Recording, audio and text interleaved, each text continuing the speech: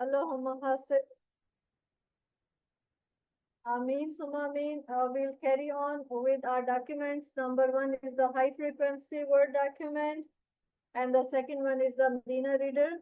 I'm showing to you this high frequency words document first of all. We are carrying on with this list, the second list of the high frequency words. I want to draw special attention towards, you know,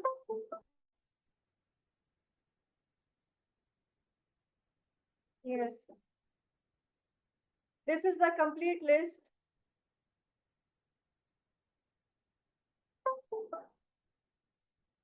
The complete list is showing there. Is it there, sisters? Yes, yes, we can see it. I will zoom it out. Naam, Bala, and then there are 5 expressions for negation. 5 expressions for negation are there. Then there is La and Ma. And finally, we have Lan and Lam. We will start Lan today. Lan tanalul birra hatta tunfikun. So this is done. Just as we have degrees of adjectives in English like simple, comparative, and superlative, similarly, you can say, not exactly you will say, but you can say that all these expressions basically they stand for the degrees of negation. The simple negation in Arabic or the simplest negation in Arabic is shown through la and ma. I will use different colors for you. For example, la and ma in red. They show simple negation if they are followed by verb. And if la is followed by a noun, then that is a very strong negation like la ilaha illallah. Then there are these 5 expressions, kalla, illa, il, and then there's some other word, and then ma, some other word followed by illa, and then Allah. So this is number one, the simple negation, and these 5 expressions, they are for a strong negation. And what we are going to learn today is lan. This is lan and lam are the strongest form of negation in Arabic. So we'll look at the examples of lan and lam. I will scroll down.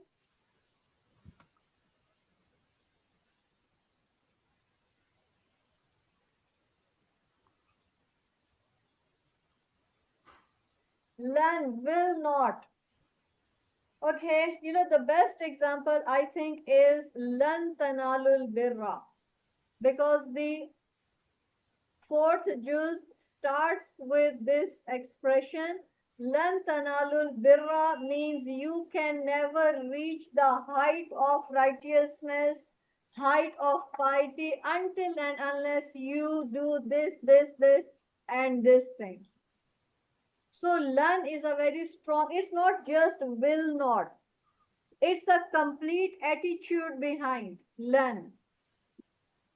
So, when you have this kind of understanding behind these expressions, and when you apply this to the verses of the Quran, the kind of impact you have on you is simply different from what it could be without knowing the real purpose of these expressions. For example, in this example, Allah subhanahu wa ta'ala says, Qala lan ursilahu. Lan ursilahu, he said, I will not send him. Ma'akum hatta tu'tuni mawsikan min Allah. Unless you give me a pledge from Allah. This is Yaqub alayhi salam. In a very aggressive mood, when the sons are pleading to their father that send Benjamin this time with us, otherwise we are not we are not fit, we are not qualified to take grain from the stalks of the king.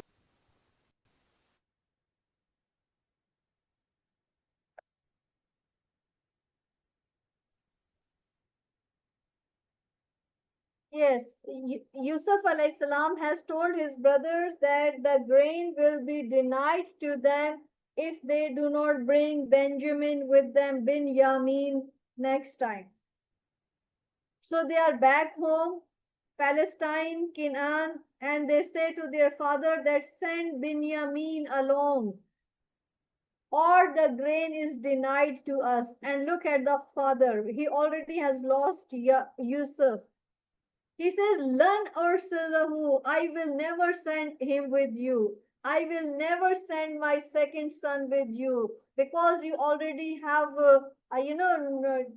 not taken care. But father knows that they have played a foul game. You have lost my trust in this matter. Learn, never ever, don't say it again. No way. I will never send him with you, ma'akum with you, hatta, but on one condition, tuni, you have to give me a pledge, a strong covenant, min Allahi, in the name of Allah subhanahu wa ta'ala. So if you know the background, if you know the love of father for Yusuf alayhi salam and his brother, you can understand very well that why this expression lan is used. He could have used any other expression as well, but the impression this lan is creating won't have been there. Look at again from the same chapter, the eldest brother of Yusuf alayhi salam. When finally the king takes, Yusuf takes Benjamin, apparently, making everyone believe that he has stolen a golden glass measuring cup of the king. And the boys have to return back home. But the eldest one says, Falan, I will not leave this land. I cannot face my father. Leaving Benjamin behind, I will never go back home. Falan abrahal arda, I will never leave this land. Hatta, both expressions make use of hatta. Ya azana li abi, until my father permits me. Similarly, when you read this example, lan tanalul birra hatta tunfiku. Quran says, hatta tunfiku mimma tuhibbuna. Tunfiku. Hmm? So this hatta is very common with lan. Tunfiku.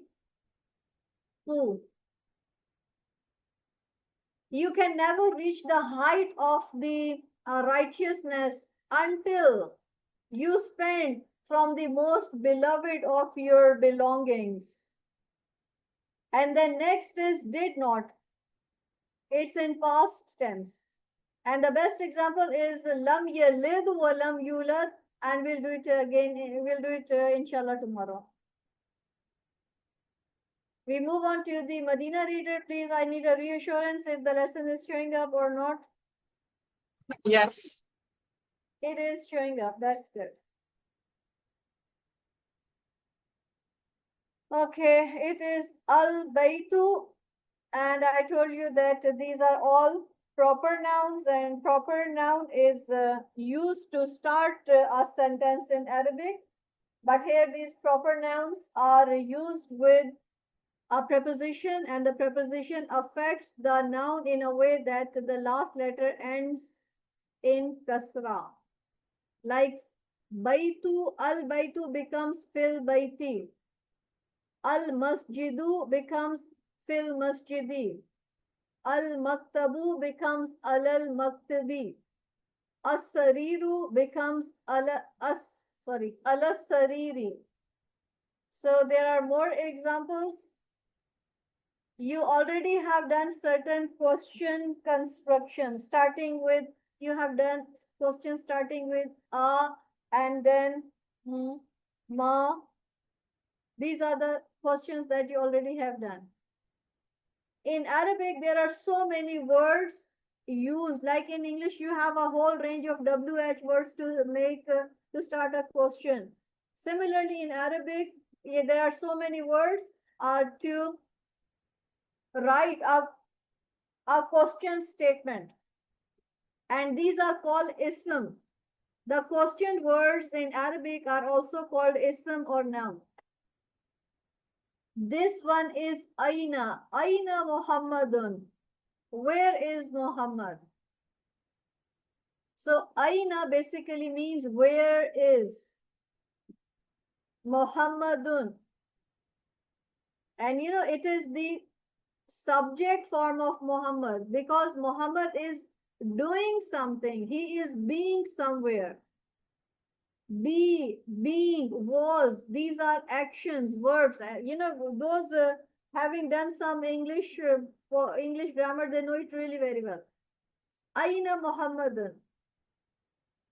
Where is Muhammad? The answer is huwa, he. Huwa is he. Fil, ghurfati. Ghurfatu becomes ghurfati because of preposition. He is in the room. Means Muhammad is in the room. Aina Muhammadun? Where is Muhammad? Wa aina Yasirun? Again the subject form, because the object form could be Muhammadin, Yasirin. And the prepositional or possession form would be Muhammadan, Yasiran. Wa aina Yasirun? Where is Yasir? Huwa, he is fil hammami. Hammam, you already have done, is the bathroom. Huwa, he is in the bathroom.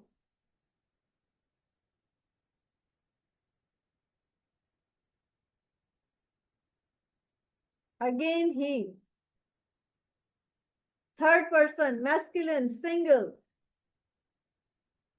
And this is, demonstrative pronoun.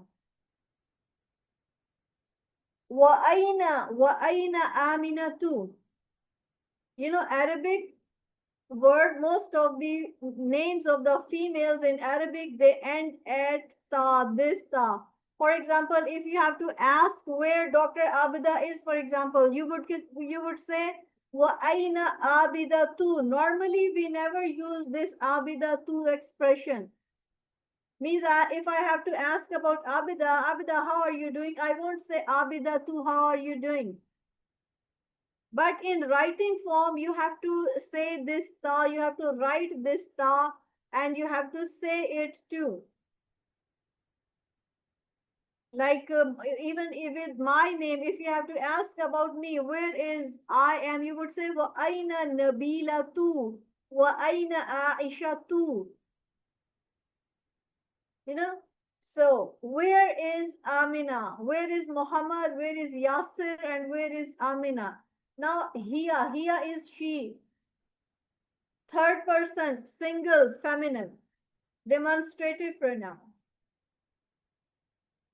Already you have done Haza and Hazihi for this masculine, and Hazihi for, you haven't done actually Hazihi right now. For, you have done Haza and Zalika for single masculine. But this is demonstrative pronoun, relative pronoun in English. Personal pronoun, okay, the best or the easiest, name would be the personal pronoun, third person. He, personal pronoun, third person, single, masculine. She, personal pronoun, third person, single, feminine. Hiya fil matbahi. Matbahi is this thing, the kitchen. So where is Aminatu? Hiya fil matbahi. Basically, it is matbahu, as you can see it here. It is basically in its default form, it is al matbahu. But when you use the same with preposition, it becomes, or in order to show the possession that it is somebody's kitchen. In that case, it will be matbakhi, as ghurfati, hammami, matbakhi. So, you know, hiya fil matbakhi means she is in the kitchen.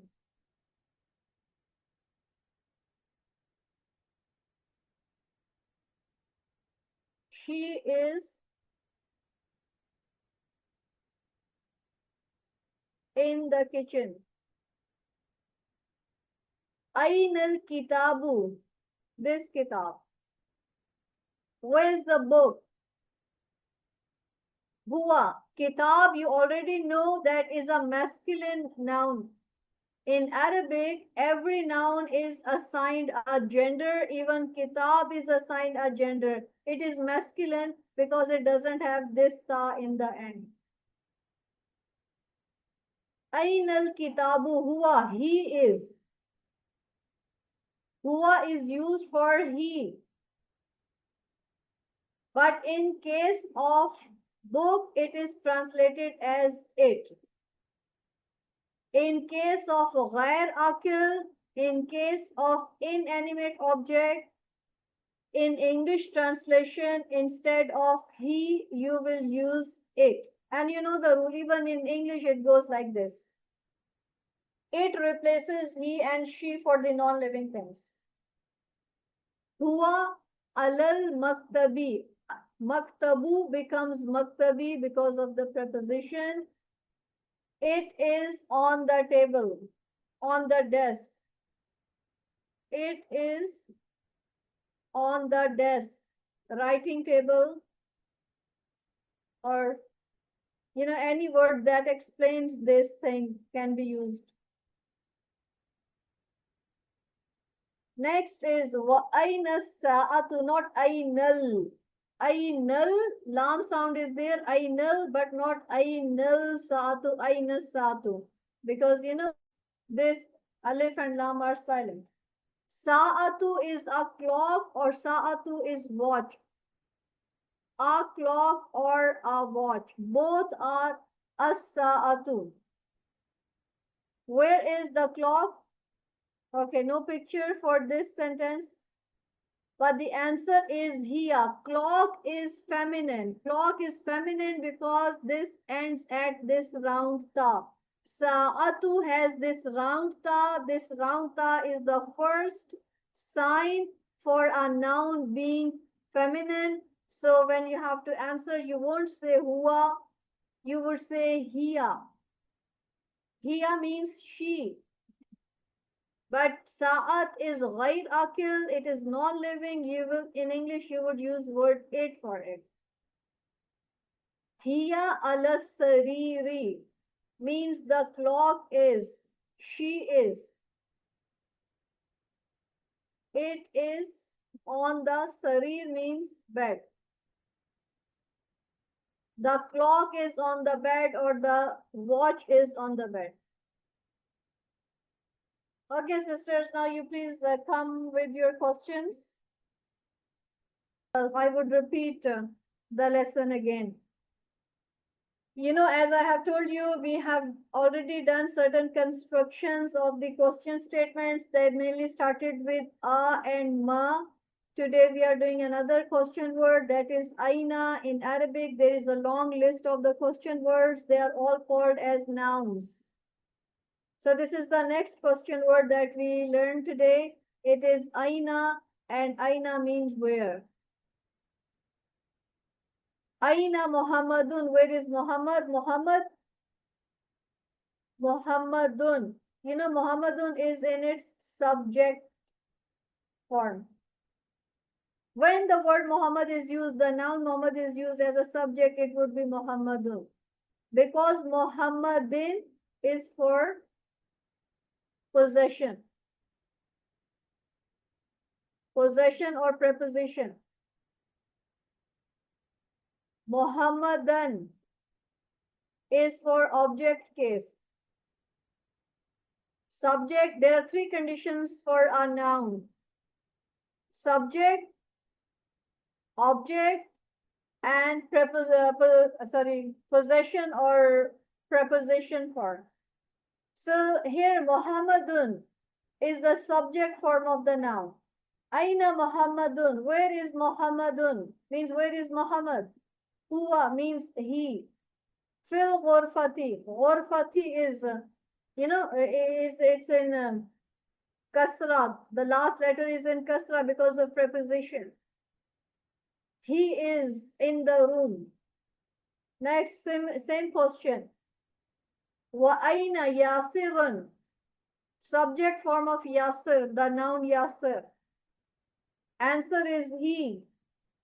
Personal pronoun. Huwa is a personal pronoun, masculine, singular. Fil hammami. Because of preposition, al hammamu becomes al hammami. Fil hammami. Wa aina aminatu. A feminine noun because of this round ta at the end. This is one of the biggest sign of a noun being feminine. Because all nouns in Arabic are gender assigned. So this time you won't say huwa, this is hiya this time. Hiya fil matbahi again. Ha kasrahi because of the preposition. She is in the kitchen.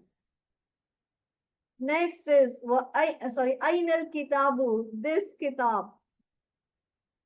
Kitab is ghair aqil, inanimate, non-living. But it is masculine. Every noun is gender assigned. It is masculine. Masculine noun. As such, you will use he, huwa, which means he. But in case of non-living ghair aqil, you will translate it as it. Huwa alal maktibi. It is on the table. Maktibi, because of preposition. The noun goes into its, possessive form. Wa aina sa'atu. Sa'atu is feminine because of this ta.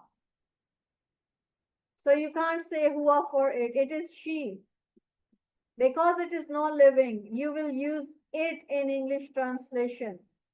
Hiya means the watch or the clock is ala sariri, on the bed. Ala sariri again because of the preposition. So this is how prepositions change a noun in this form where it ends at the kasra. And you know the personal pronouns masculine and feminine. You know the akil and ghair akil, animate and inanimate. And you learn about a new question word too. So anyone wants to read these sentences and translate them?